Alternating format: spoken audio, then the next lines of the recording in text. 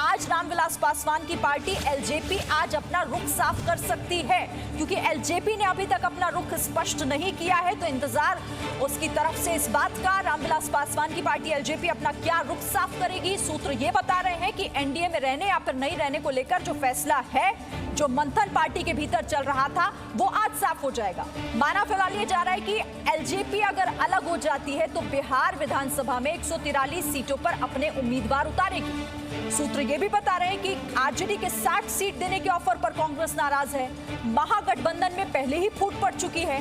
RLSP ने भी शुभ संकेत नहीं दिए हैं। तो फिलहाल जो स्थिति बिहार चुनाव को लेकर बनी हुई है, उस पर यह बड़ा अपडेट की सीटों को लेकर अभी भी मंथन लगातार जारी है, मान मनोवल लगातार जारी है। नाराजगी भी एक तरफ आप देख रहे हैं कि कैसे आरजेडी के 60 सीट देने के फैसले पर कांग्रेस ने अपनी नाराजगी जाहिर की। तो एलपी का क्या आखिर आज फैसला होगा, वो भी साफ हो जाएगा। रामविलास पासवान की पार्टी जिस पर आज एलजेपी को फैसला लेना है। और इस खबर पर अपडेट के लिए सबसे पहले रुक कर लेते हैं, मेरे साथ रजनीश हमारे सहयोगी जुड़े हुए हैं। रजनीश, आज बहुत कुछ साफ हो जाएगा क्योंकि आज शायद फैसले का दिन है। सूत्र बता रहे हैं कि रहना है या नहीं, ये आज ही तय होगा एलजेपी की तरफ से। देखिए, एनडीए में मामला जो है वो पेच फंसा हुआ है एलजेपी की ओर से। जहां तक बीजेपी और जेडीयू की बात है, कमोबेश मामला इसमें स्पष्ट हो गया है। हालांकि बड़े भाई और छोटे भाई की जो भूमिका थी सीटों को लेकर, उसमें एक जीत जरूर थी और जेडीयू की ये कोशिश थी कि वो ज़्यादा सीटों पर लड़े। इसके पहले जब भी गठबंधन हुए हैं, जेडीयू बीजेपी से ज़्यादा सीटों पर चुनाव लड़ी है। लेकिन पिछले लोकसभा चुनाव में जेडीयू ने 5 अपने सिटिंग सांसद को दरकिनार करते हुए बराबर का हिस्सा दिया था जेडीयू को। बीजेपी ने अपने 5 सांसद को बैठा दिए थे और उन सीटों को भी दिया था। उसकी भरपाई यहाँ पे तो लगभग बीच का एक रास्ता है कि बराबर बराबर हो। शुरुआत में था कि 110 सीट से कम पर बीजेपी चुनाव नहीं लड़ेगी, लेकिन ये थोड़ा नीचे जाएगा। अब रह गई बात एलजेपी की। एलजेपी को जो सीट ऑफर किया गया है 20 से 25 सीट, उस पर पार्टी कतई चुनाव लड़ने को तैयार नहीं है। और पहले भी कहा गया है कि एक उतनी सीमा तक दबाया जाए जहां तक वो बर्दाश्त कर सके, इससे इतर फिर वो अपना रुख अख्तियार करेंगे। एक फार्मूला ये भी अंदर खाने चल रही है एलजेपी में, जो कल भी रात बैठक हुई है, निर्णय कोई नहीं हो पाया। ये बीजेपी के सीटों पर उम्मीदवार एलजेपी ना उतारे और बाकी सीटों पर वो चुनाव लड़ जाए। यानी अगर 100 सीट बीजेपी लड़ रही है तो उन 100 सीट को छोड़कर 143 सीट पर एलजेपी उम्मीदवार उतार दे। तो बहरहाल इसको लेकर मंथन का दौर जारी है और आज संभवतः पूरे तौर पे ये क्रिस्टल क्लियर हो जाएगा कि क्या कुछ एलजेपी का रुख रहेगा। और तमाम सारे लोगों की और राजनीतिक गलियारों से लेकर आम लोगों की नज़र एलजेपी पर टिकी हुई है कि एलजेपी किस तरीके का रुख अख्तियार करती है। उसके बाद ही यहाँ पे सीटों की बात जो है वो स्पष्ट हो पाएगी। देर रात तक मुख्यमंत्री नीतीश कुमार 4 घंटे तक बैठकर मंथन करते रहे हैं। मैं आगे आपसे अपडेट इस पर लेती रहूंगी क्योंकि आज बहुत कुछ साफ होगा। और चूंकि अब देखिए बिगुल फूंक चुका है और अब चूंकि अंतिम समय की तैयारी है, तो ऐसे में फैसला जल्द से जल्द लेना होगा। और ये मुमकिन है कि एलजेपी आज अपना फैसला सुना दे कि उसको रहना है या फिर नहीं रहना है इस गठबंधन में। ठीक है, मेरे साथ कुछ खास मेहमान भी जुड़े हुए हैं, उनका मैं आपसे तारुफ करा देती हूँ, परिचय करा देती हूँ। मेरे साथ पप्पू यादव हैं, जन अधिकार पार्टी के अध्यक्ष हैं, हमारे साथ जुड़े हुए हैं। इसके अलावा मेरे साथ राजीव रंजन भी हमारे साथ जुड़े हुए हैं जेडीयू से, और हमारे साथ संजय शराब जो कि एलजेपी के प्रवक्ता है, वो भी हमारे साथ हैं। और आलोक मेहता को भी आप अपने टेलीविजन स्क्रीन पर देख रहे हैं, वरिष्ठ पत्रकार हमारे साथ, जो कि बताएंगे कि आखिर उनकी नजरिए में बिहार का जो इस बार का ये चुनाव है, चूंकि देखिए कोरोना संक्रमण के बाद पहली बार किसी राज्य में चुनाव हो रहा है, तो इसके किस तरह के मायने और किस तरह की तस्वीर वहां से। बहुत स्वागत है आप सभी का जी न्यूज पर। सबसे पहले पप्पू यादव जी, मैं आप ही के पास आती हूँ, क्योंकि देखिए आप लगातार बिहार चुनाव में और इससे पहले कोरोना संक्रमण काल की मैं बात करूं, चाहे किसी भी तरीके की बात करूं, बिहार चुनाव से जुड़ी हो या बिहार के किसी मुद्दे से जुड़ी हो, आप प्रमुखता के साथ अपनी बात रखते हैं, बहुत मुखर होकर सबके सामने आते हैं। तो ये बताइए कि अभी चूंकि अंतिम समय है, देखिए अब बहुत कम वक्त बचा है चुनाव होने में, क्या नजर आ रहा है कि इस बार बिहार में क्या होने जा रहा है? कौन से वो मुद्दे हैं जिसको लेकर जनता अपने घरों से बाहर निकलेगी इस बार? सर, ये मुद्दे को खत्म कर चुकी है जनता, तय है।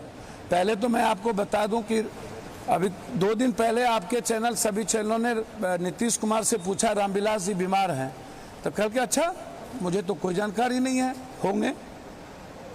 इनको शरद यादव की बीमारी की जानकारी चली जाती है, जिसको ये अपमानित करते हैं।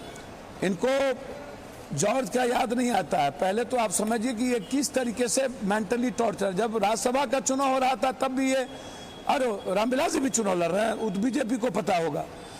अब दूसरा ये, आप कितना रामविलास जी बेचारे अब राजनीति के उस 67 के हीरो को आप कभी आप दशरथ जितन राम मांझी को कहते हैं, आप दोनों भाई मिल करके बंद कोठरी में पैर पकड़ा पकड़ी करके आप रो रहे थे और आप सबसे ज्यादा अपमानित महसूस कर रहे थे। और जितन राम मांझी को खत्म करने के लिए आप कौन सा पाप नहीं किए थे, क्या नहीं किए थे दोनों भाई। और जितन राम मांझी खत्म होगी आज, चलिए किस कारण से झूठा पत्तल पर ये लोग जाते हैं मुझको नहीं जानकारी। फिर अब रामविलास पासवान जी के पुत्र इनके लिए बहुत खराब हो गए, पार्टी तोड़ने की तैयारी इन्होंने कर दी, इनके लोग लग गए। पारस जी ना होते तो पार्टी तो ये तोड़ देते। पारस जी को धन्यवाद कि कम से कम भाई का याद रखे उन्होंने। अब दूसरी तरफ आइए महागठबंधन, आप इस बात को मान के चलिए बीच में बीजेपी है। महागठबंधन को भी समाप्त करने में दशरथ जितन राम मांझी को खत्म करो।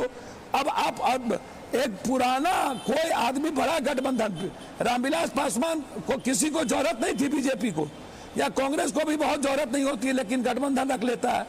इतना पुराना गठबंधन आपने कुशवाहा जी को आपने करम बाकी रखा आपने।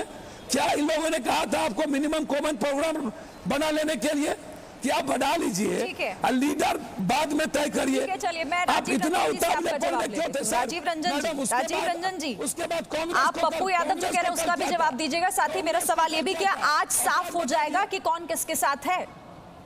कांग्रेस को कल क्या कहा? ठीक है पप्पू यादव जी, मैं आती हूँ आपके पास।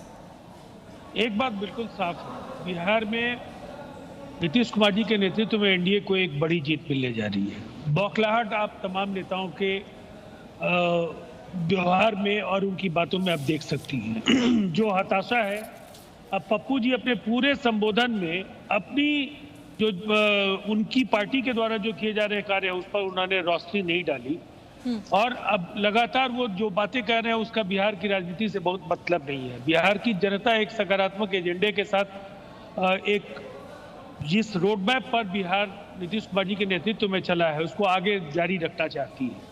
आज सड़कों पर हम बात करते हैं, आज बिजली पर हम बात करते हैं, आज कहीं ना कहीं हर खेत को पानी जैसे गेम चेंजर हो सकते हैं आने वाले समय में जो मुद्दे हैं, जो राज्य सरकार का संकल्प है।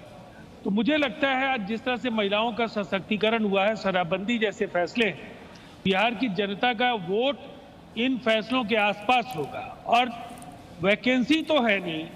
देखिए, नीतीश कुमार जी के बारे में जो लोग भी जानते हैं उनको ये पता है कि नीतीश कुमार जी को अपने संतान के लिए सियासत नहीं करनी, अपने कुनबे और अपने परिवार के लिए नहीं करनी। उनका परिवार पूरा बिहार है और ये जितनी वंशवादी पार्टियां हैं, चाहे कांग्रेस हो, राजद अच्छा, हो। मुझे एक बात बताइएगा, एक सेकंड राजीव रंजन जी, मुझे एक बात बताइएगा, क्योंकि आपने इधर उधर की बातें कर ली, आपने कहा आने वाले मुद्दे, मौजूदा मुद्दों की आपने बात नहीं की। मुझे बताइए कि इस बार बिहार का जो चुनाव है, चूंकि आप भी जानते हैं मैं सवाल आपसे क्यों कर रही हूँ, सुशांत सिंह राजपूत के नाम पर भी लड़ा जाएगा।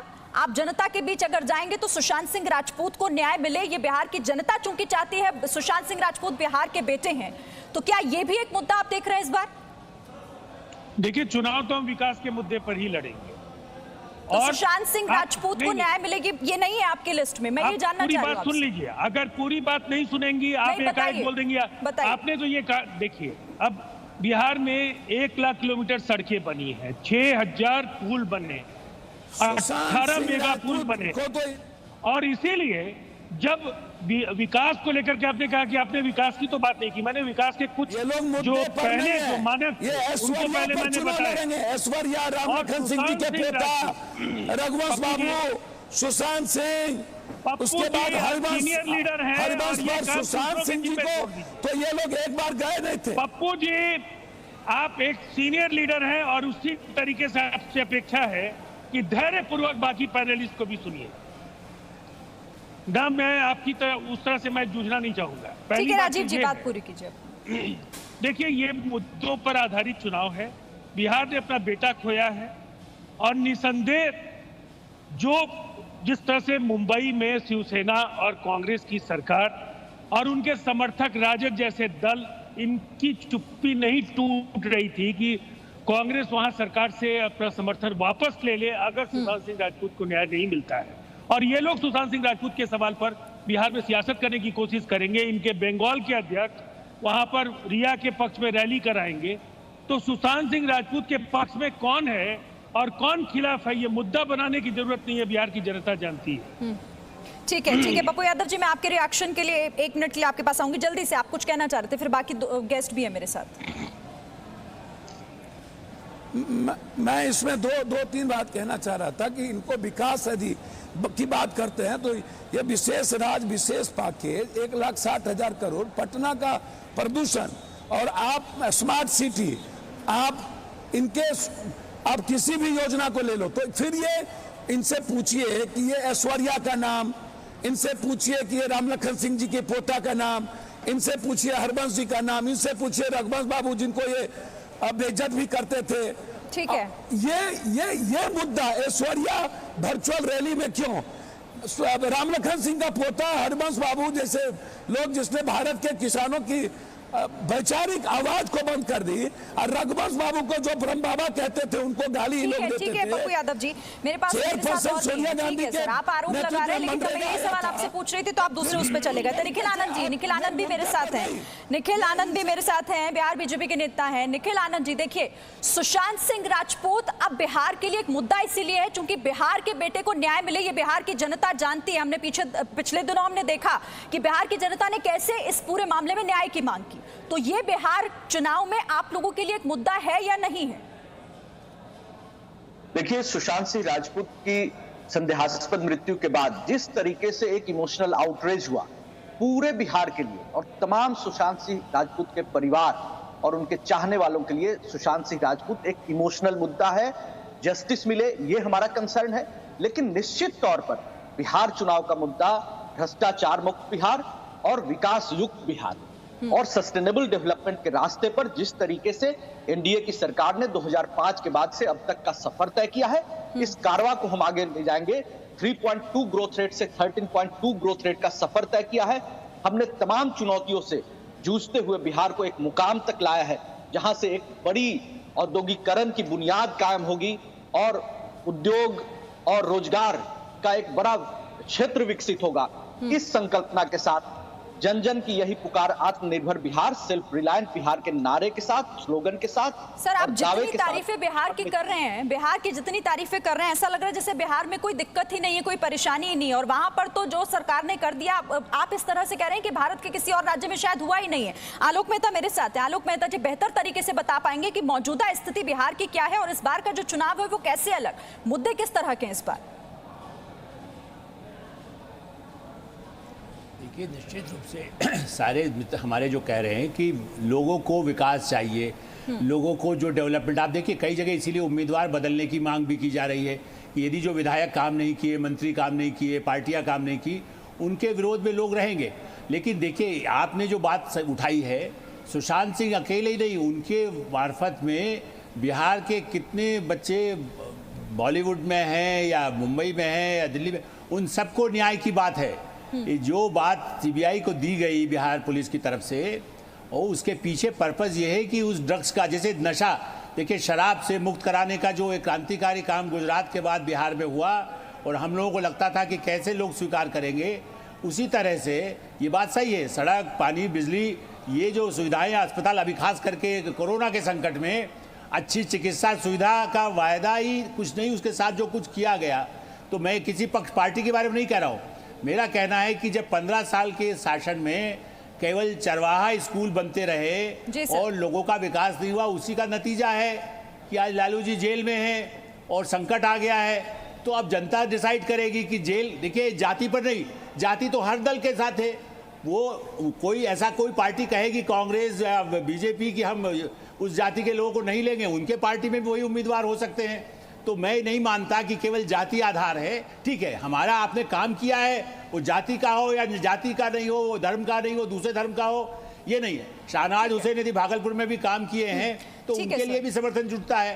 हाँ। या पटना में जुटे, जीते या न जीते। हाँ। मुद्दा यही है कि हमारा विकास हो और सुशांत के सहित में मुंबई में या देश दुनिया में जहां लोग उनको नशा मुक्ति के लिए जो अभियान चला है वो एक नतीजे पे पहुंचे। सुशांत के हत्यारों को ठीक है भी सर। और ड्रग्स के धंधों करने वालों को भी। ये बिल्कुल, बिहार की और अपेक्षा होगी। इस बार यही बिहार चुनाव इसी मुद्दे पर लड़ा जाएगा या फिर नहीं, बात हम उसी की कर रहे थे। मेरे साथ मृत्युंजय तिवारी भी हैं, आरजेडी नेता हमारे साथ जुड़े हुए हैं। मृत्युंजय तिवारी जी, इस बार का चुनाव देखिए, पहली बार ऐसा लग रहा है कि सत्ता पक्ष जो है वो भी जीत की राह पर आगे बढ़ रहा है, और विपक्ष की मैं अगर बात करूं, विपक्ष तो कहीं दिखाई नहीं दे रहा। मुद्दे अगर बिहार में है तो विपक्ष किस तरह से मुद्दे उठा रहा है? तेजस्वी यादव किस तरीके से मुद्दे उठा रहे हैं? देखिए, विपक्ष आपको ट्रैक्टर दिखाई के ऊपर बैठकर? नहीं, आपको विपक्ष क्यों दिखाई देगा? आप जिस चश्मे से विपक्ष को देख रहे हैं उस चश्मा का बदलना होगा। तो सिर्फ आपके चश्मे से देखें सर, सिर्फ आपके चश्मे से जो दिखाई दे वही आपको सही लगे? आप कह रहे हैं विपक्ष दिखाई नहीं दे रहा है। सबसे बड़ा दल यहाँ विपक्ष है। नेता विरोधी दल तेजस्वी यादव जी हैं, आपको विपक्ष ही दिखाई नहीं दे रहा है। जिनके पास एक विधायक नहीं है वो दिखाई पड़ रहा है। जो 2 नंबर की पार्टी है, 3 नंबर की पार्टी है, वो आपको दिखाई पड़ रहा है, और जो 1 नंबर की पार्टी है वो दिखाई नहीं पड़ रहा। कैसे बताइए ना सर, मैं तो आपको कह रही हूँ, आप बताइए। बिहार की 12 करोड़ जनता को दिखाई पड़ रहा है, और अब हम विपक्ष नहीं, अब हम सत्ता पक्ष में होंगे। 2 महीने का इंतजार कीजिए, 10 नवंबर को पता चल जाएगा एनडीए का क्या हाल हुआ। कहीं अता पता नहीं रहेगा एनडीए का। जनता के साथ जो विश्वासघात हुआ, बिहार की जो बदहाली है, अपराध में नंबर 1, भ्रष्टाचार में नंबर 1, गंदगी में नंबर 1, तो आप आएंगे तो सब कुछ खत्म हो जाएगा, आप ये कह रहे हैं? आप आएंगे तो सब कुछ खत्म हो जाएगा आरजेडी अगर जीत कर आती है तो? हाँ, मेरा संकल्प है। और आरजेडी का शासनकाल बिहार में जब तक रहा तब तक कुछ नहीं रहा बिहार में। तो आप जो आरजेडी का आप कोई किसी नए फॉर्म में पार्टी को लेकर आ रहे हैं इस बार? हमने तेजस्वी यादव जी ने एजेंडा सेट कर दिया। हम पहले कैबिनेट में अपने पहले कलम हस्ताक्षर से 10 लाख नौजवानों को सरकारी नौकरी देंगे। हम बेरोजगारी दूर करेंगे, हम लॉ एंड ऑर्डर दुरुस्त सर करेंगे। देखिए, ये तो सब पार्टियां कहती हैं हम बेरोजगारी दूर करेंगे, हम ये करेंगे। ये आपके सिर्फ उस पत्र में रह जाता है, असलियत कुछ नजर नहीं आती। लेकिन बिहार में इस बार क्या होगा इसके लिए अब इंतजार करना होगा, क्योंकि थोड़ा ही वक्त बचा है। आप सभी हमारे साथ जुड़े, बहुत बहुत शुक्रिया आप सभी का इस चर्चा में शामिल होने के लिए। लगातार बिहार चुनाव से जुड़ी एक अपडेट आप जी न्यूज पर देखेंगे, क्योंकि सीट बंटवारे को लेकर जहां भी पेंच अभी फंसा हुआ है, आज एलजेपी अपने पत्ते साफ कर देगी। वो फैसला ले लेगी कि उससे गठबंधन में रहना है या फिर नहीं। अपडेट लगातार आप तक पहुंचाएंगे। Presenting V News app available on Google Play and App Store. Download it now.